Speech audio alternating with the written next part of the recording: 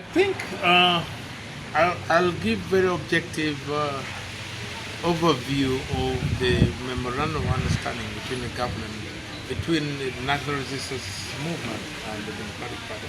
I think let me kind of historicize or do some analysis of what took place. I remember when the Democratic Party went for election in 1980. Of course, by that time it was UPM and then the UPC and then the Conservative Party. The outcome of that election was contested by the Democratic Party. And if you look at reports of like the Commonwealth report and many others, and internally, politically here, there were issues of results not having come the way they were expected. The rules were not followed. And therefore, there was the aspect of election being rigged. And President Museveni said, if election is rigged, I will go to the bush. That he made a statement in Kampala in his last campaign rally. And indeed, that's what he did. But of course, beyond that, we remember the Democratic Party members, some of them in Luero, like Aji Naduli, claimed that since the Democratic Party did not want to go to the bush anyway, because that is not what the purpose of the party was, he would invite President Museveni to go to the bush. And that is how the Naduli-Museveni arrangement in Makulubita drew interest by signing what the Baganda call Omukago, that I am free to host you in Makulubita sub-county to fight, because the Democratic Party swept the whole of Luero, 100%, sending in legislators. So beyond that, when the Bush War was on, there were many forces playing around with the politics. And at the end of the day, there was the Nkwanga group, there was Kaira group, there was Museveni group. By that time, rebel groups per capita in Uganda was higher than political parties. But at the end of the day, the National Resistance Army took the first attempt of entering town. Now, when they were entering town, there was a meeting in Nabingo. The Nabingo meeting between President Semogere and his team, the National Executive, and President, by that time, Museveni, as the head of the NRA and National Resistance Movement. They had a long discussion where they needed to agree on what they called Memorandum of Understanding to jointly run the government in the post-Obote era or post-Lutua era.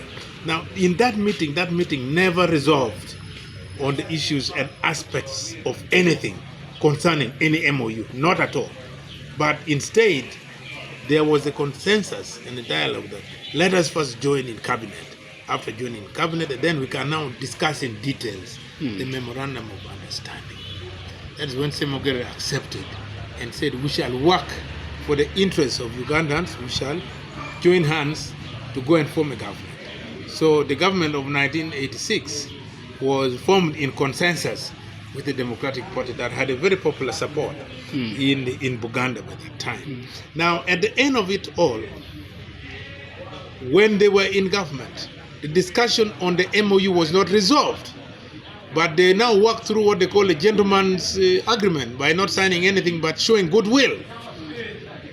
That goodwill lasted until 1996, when the party members requested President Semogere to come and stand after the constitution was made in 95. Semogere came as a candidate for the Democratic Party. So the issues of MOU remain frozen. Until of recent is when President Mao of the Democratic Party and with Museveni discussed again that why don't we bring back the issue which was not resolved between the Democratic Party and the NRM. So I here tell you that the issue of MOU between the party and NRM is not a recent issue. It is an issue which was first tabled in 1986 but was not resolved and remained frozen.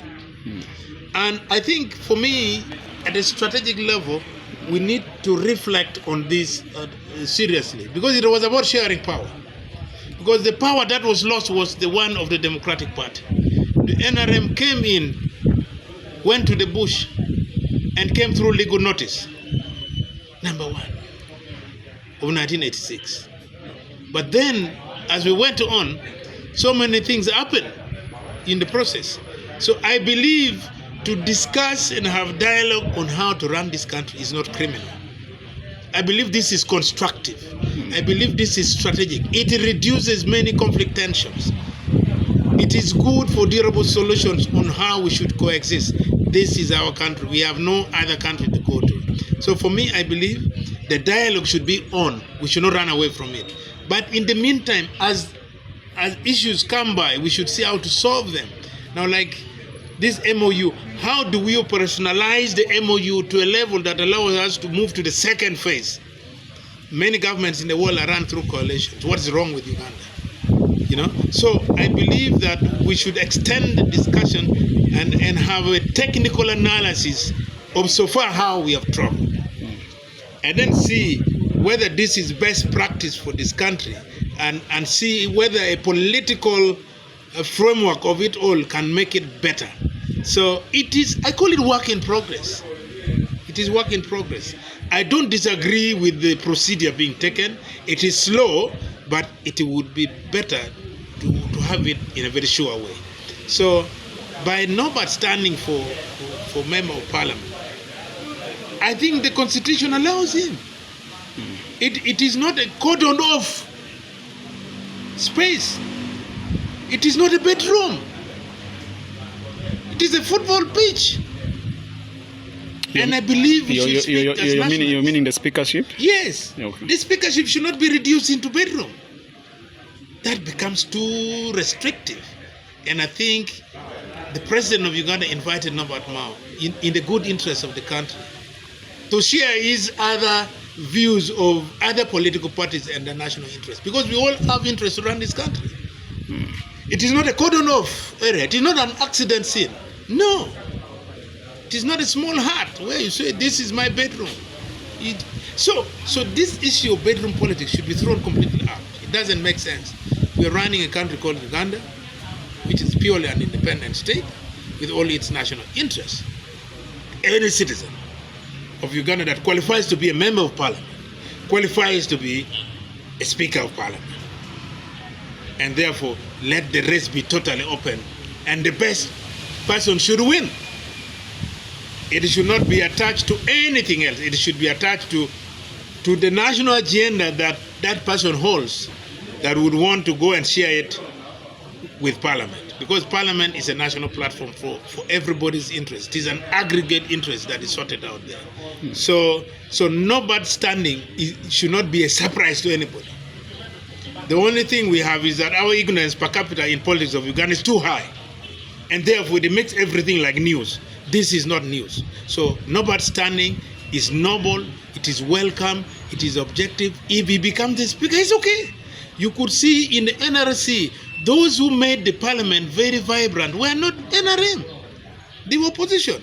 Okule Park, Zachary Olum, Ben Wacha, Adoko Nechion, all these kind of people.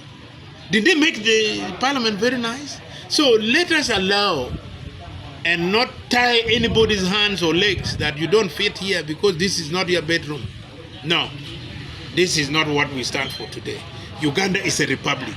Let it be allowed by all citizens to project their interests for national interests. Thank you.